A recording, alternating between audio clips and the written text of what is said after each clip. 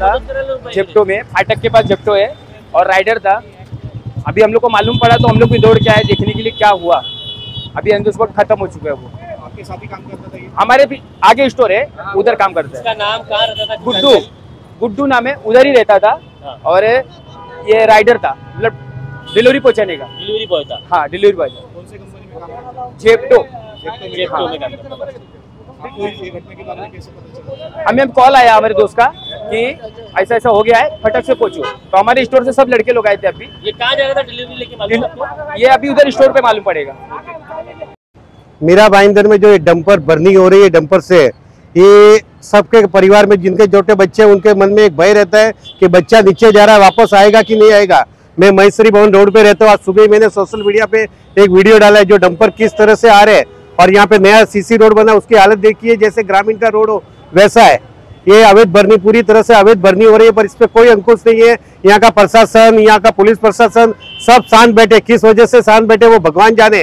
पर यहाँ पे जो जन हानि हो रही है उसका जवाबदार कौन है? उस जन हानि की भरपाई कौन करेगा? पुलिस तो यहाँ पे प्रशासन बोल देंगे खेत वेत कर देंगे, पर जिनके घर का चिराग गया है उनके घर का हालचाल पूछ के आइए कि उनके घर पे क्या बीत रही है। आपको आपके जो यहाँ के रहवासी हैं उनको क्या किस तरह की तकलीफ हो रही है, और इस विषय में आपने आमदार जी के, जो आमदार है हमारे यहाँ के नरेंद्र मेहता जी, उनके निर्देशन में आपने ये लाया था ये सारी समस्या? हम पहले आमदार गीता जैन के पास भी गए थे, अभी वर्तमान आमदार नरेंद्र मेहता जी के पास भी गए थे। सिर्फ वहाँ पे आश्वासन मिलता है कि बंद हो जाएगा, तो 2-4 दिन बंद रहता है, वापस से चालू हो जाता है। जो डंपर जाते हैं तो तिरुपति हाइट, अन्नपूर्णा एक्वेरियस वगैरह बिल्डिंग हिलती है डंपर की वजह से। इसकी कई बार शिकायत की पर कोई उसमें बंदिश नहीं है। इससे पहले भी आप लोग ने डंपर रोको? हम लोगों ने आंदोलन किया था, हम लोगों ने 2 बार आंदोलन किया, करीबन 100 डंपर रोके हुए थे, पर वो राजनेताओं के कारण फेल हो गए। राजनेता है यहाँ के, जो अधिकतर कॉन्ट्रैक्टर राजनेता ही है।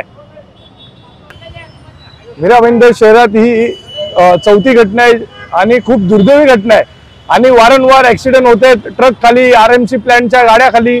म्हणजे मीरा भाईंदर शहरामध्ये ट्रकचं शहर किंवा आरएमसी गाडींचं शहर म्हणून उद्या नव्या रूपाने येणार असं मला वाटते। कारण की माझ्या पाठीमागे जर बघत असाल, रोज सकाळी कम से कम 15 ते 20 गाड्या रोज डंपर या ठिकाणी लागलेल्या असतात। इथे मोठ्या प्रमाणात भरणी चाललेली आहे, कोणाच्या आशीर्वादाने चाललेली आहे, कोण याला खतपाणी टाकतोय, कोण अधिकारी याकडे लक्ष देते, तहसीलदार काय करतोय हे आपल्याला कोणाला काय माहित नाहीये। हे फक्त मनमानी कारभार या शहरामध्ये चाललेला आहे आणि याच्या विरोधात आम्ही आवाज उठवलं, आम्ही पत्रव्यवहार केले, चुकीचे उत्तर आम्हाला या ठिकाणी देण्यात येतो। आज भाईंदर पश्चिमच्या फ्लायओव्हरवर एका तरुण युवा मुलाचा ट्रक खाली येऊन दुर्दैवी मृत्यू झाला। याला जबाबदार कोण? हा ट्रकचा मालक कोण आहे? या ट्रक ड्रायव्हर कडे जर जो डंपर आहे, जो हा ट्रक आहे, त्याला नंबर प्लेट सुद्धा नाहीये। म्हणजे इकडचे पोलीस प्रशासन काय करते, ट्रॅफिक विभाग, वाहतूक विभाग काय करतोय? याकडे दुर्लक्ष करतोय। या मनमा गेल्या एका महिन्यामध्ये 4 जीव गेलेले आहेत, त्यामुळे नागरिकांमध्ये एक भीती निर्माण झालेली आहे। लोकांना आता रस्त्याने चालायला सुद्धा भीती वाटते, कारण की शहरामध्ये चौथी घटना झालेली आहे। म्हणजे रस्त्याने जायचं, आमचा जीव धोक्यात घालून जायचं, आमचा जीव कधी जाईल याची भीती लोकांना आता वाटलेली आहे। लोकांना रस्त्याने चालताना सुद्धा भीती वाटते। लोकांनी चालण्यासाठी आता भीती जी झालेली आहे त्या भीतीला दूर करण्याचं काम पोलीस प्रशासन, इकडचे प्रशासन करणार का? या लोकांना भीतीच्या वातावरणामधून दूर करणार का? हे आमच्या या प्रशासनाला, पोलीस प्रशासनाला प्रश्न आहेत।